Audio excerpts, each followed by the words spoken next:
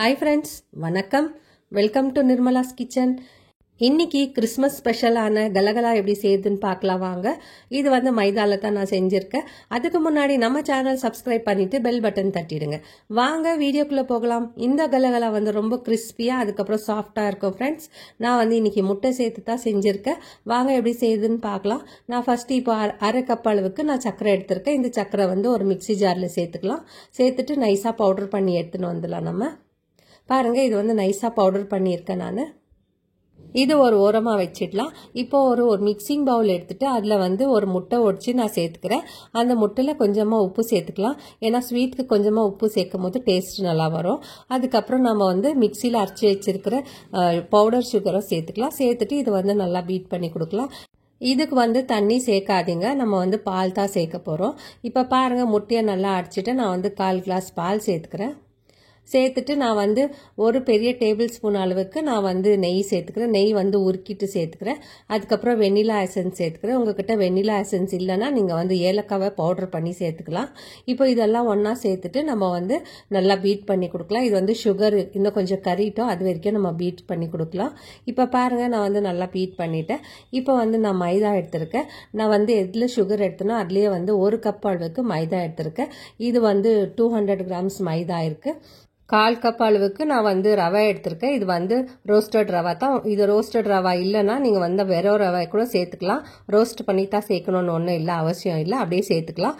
இப்போ இதெல்லாம் சேர்த்துட்டு நம்ம வந்து நல்லா மிக்ஸ் பண்ணி கொடுக்கலாம். இது வந்து நல்லா ஒரு கெட்டியான சப்பாத்தி மாவு பதத்துக்கு நம்ம வந்து இப்போ பேசி போகிறோம். நான் வந்து இப்போ பெசிஞ்சுன்னு இருக்க பாருங்கள். ஃபர்ஸ்ட் வந்து இப்படி நான் வந்து கரண்டியில் கலந்துக்கிறேன்.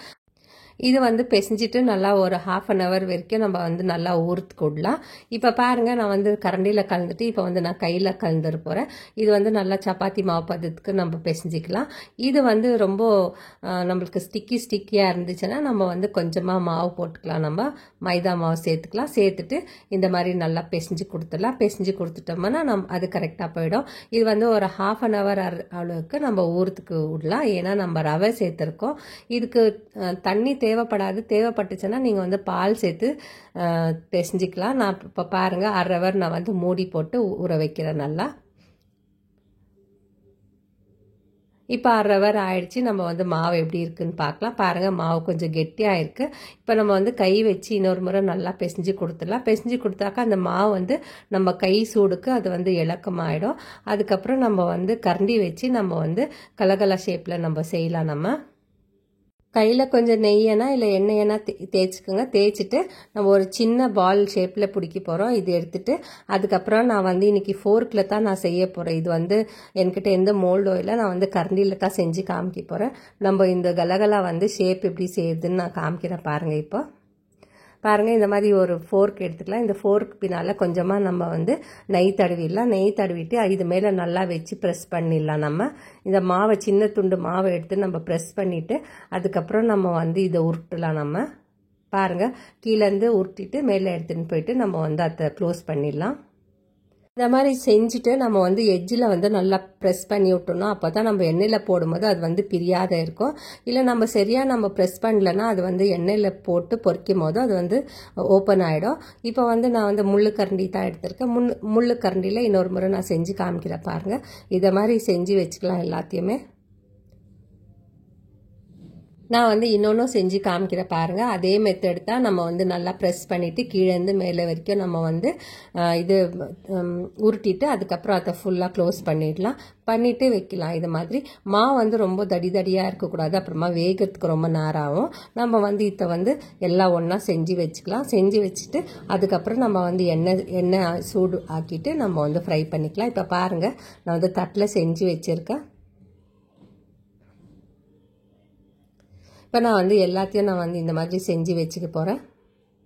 இப்போ எல்லாத்தையும் செஞ்சு வச்சுட்டேன் நான். இப்போ வந்து நம்ம கடாயில் எண்ணெய் வச்சிடலாம். இப்போ ஸ்டவ் பற்ற வச்சுட்டு கடாய் வச்சிடலாம். நம்ம எவ்வளோ தேவையான அளவுக்கு நம்ம வந்து எண்ணெய் சேர்த்துக்கலாம். நமக்கு எவ்வளோ தேவையோ அவ்வளோ எண்ணெய் சேர்த்துட்டு நம்ம பொரிக்கலாம். இதை ஃபஸ்ட்டு வந்து எண்ணெய் நல்லா காய வச்சுங்க. அதுக்கப்புறமா எண்ணெய் காஞ்சிச்சா செக் பண்ணிவிட்டு அதுக்கப்புறம் நம்ம வந்து செஞ்சு வச்சுருக்கிற கலகலாவெல்லாம் சேர்த்துடலாம். இதில் கொஞ்சம் கேப் விட்டு போடுங்க, ஏன்னா இது வந்து நல்லா உப்பி வரும் இது எண்ணெயில் சேர்த்த உடனே. இப்போ வந்து நம்ம கொஞ்சம் மீடியம் சிம்மில் வச்சு இதை வந்து நல்லா பொறுக்கி போகிறோம். 2 பக்கமும் நல்லா ப்ரௌன் கலராக வர வரைக்கும் பொரிச்சு எடுக்கலாம். 2 பக்கமும் நல்லா பொரிச்சு எடுக்கலாம். அதுக்கப்புறம் தீ வந்து ரொம்ப ஹையாக வச்சிடாதீங்க. ஹையாக வச்சா நம்மளுக்கு வந்து மேலெல்லாம் ப்ரௌன் ஆகிடும், உள்ளே வந்து சரியாக வேகாது, மாவாக இருக்கும். இது வந்து கொஞ்சம் டைம் எடுத்து தான் வேகும். இது வந்து 5 to 7 minutes எடுக்கும் வேகிறதுக்கு. கை விடாமல் நம்ம வந்து ஃப்ரை பண்ணி கொடுக்கலாம். பாருங்கள், இது வந்து ஃப்ரை பண்ணி கொடுத்துட்டு அதுக்கப்புறம் இந்த டேஸ்ட் வந்து ரொம்ப நல்லாயிருக்கும் ஃப்ரெண்ட்ஸ். இதுக்கு வந்து நம்ம வெனிலா எசன்ஸ் போடுவேன். நம்மளுக்கு வாசனையும் நல்லா இருக்குது. இது வந்து நம்ம வந்து ஒரு 15 days டப்பாவில் போட்டு வச்சுக்கலாம். நல்லா கிறிஸ்பாக இருக்கும். அதே மாதிரி உள்ளே வந்து சாஃப்டாக இருக்கும், மேலே வந்து நல்லா கிறிஸ்பாக இருக்கும். இப்போ பாருங்கள், நான் வந்து இந்த கலர் வர வரைக்கும் நம்ம வந்து பொரிச்சு எடுக்கணும். இப்போ வந்து ஆல்மோஸ்ட் பொரிச்சிட்டேன் நான்.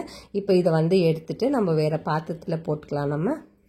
நான் வந்து இன்னைக்கு முட்டை சேர்த்து செஞ்சுருக்கேன். யாருக்கு முட்டை பிடிக்காதோ அவங்க வந்து வெறும் நெய்யை சேர்த்துக்கலாம், இல்லை பட்டர் சேர்த்துக்கலாம், இல்லைனா டால்டா சேர்த்து செய்யலாம். ரொம்ப அருமையாக இருக்கும் அது மாதிரி செய்யும் போது. எனக்கு முட்டை பிடிக்குன்றதுனால நான் வந்து ஒரு முட்டை சேர்த்துருக்கேன். உங்களுக்கு நிறைய செய்யுதுன்னா இதையே வந்து டபுளாக பண்ணிக்கோங்க. பாருங்கள், இப்போ வந்து நான் எல்லாம் செஞ்சு முடிச்சுட்டேன். அதுக்கப்புறம் இப்போ நான் வந்து கட் பண்ணி காமிக்கிறேன். பாருங்கள் எவ்வளோ நல்லா வந்திருக்குன்னு. உள்ளே வந்து நல்லா சாஃப்டாக இருக்குது, வெளியே வந்து கிறிஸ்பாக இருக்குது. ஏன்னா நம்ம ரவை எல்லாம் சேர்த்து செஞ்சுருக்கிறதுனால நல்லாயிருக்கும், டேஸ்ட் கூட நல்லாயிருக்கும். இதை வந்து நல்லா ஒரு 15 days டப்பாவில் போட்டு வச்சுட்டு நம்ம சாப்பிட்லாம். பாருங்கள், நான் வந்து காமிக்கிறேன் சவுண்டு வந்து எவ்வளோ நல்லா வருதுன்னு, கிறிஸ்பாக இருக்குது. அப்புறம் யாரெல்லாம் எனக்கு சப்ஸ்கிரைப் பண்ணீங்களோ அவங்களுக்கெல்லாம் ரொம்ப நன்றி. இந்த வீடியோ உங்களுக்கு பிடிச்சிருந்துச்சுன்னா லைக் பண்ணுங்கள், ஷேர் பண்ணுங்கள், சப்ஸ்கிரைப் பண்ணுங்கள். தேங்க்யூ, பாய்.